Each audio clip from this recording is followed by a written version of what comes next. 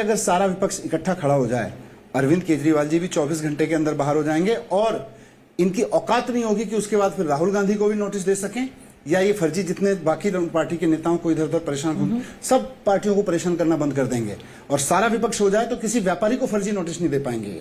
इसके लिए लड़ना पड़ेगा। चुनाव तो बहुत छोटी चीज है, जिनको 3 महीने बाद चुनाव लड़ना है वो भी।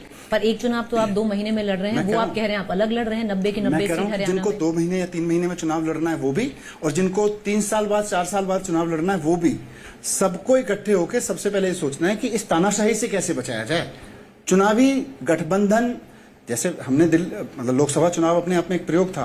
लोकसभा चुनाव में दिल्ली में किया, कांग्रेस और आम आदमी पार्टी ने सहमत होकर दिल्ली में किया और दोनों ने सहमत होकर पंजाब में नहीं किया। कहां हमने बीजेपी को रोक सकते थे, हमें लगता था यहां रोक देंगे, मिलकर रोक देंगे, नहीं रोक पाए, एक घटना है। लेकिन वहां दोनों अलग अलग लड़े और फिर भी रोक दिया, ये अलग घटना है। तो वो उस चुनाव की कहानी थी। अगले चुनाव की कहानी जो 2 महीने बाद होगा या 6 महीने बाद होगा या 1 साल बाद किसी का चुनाव हो रहा है, हर चुनाव की कहानी अलग अलग होगी।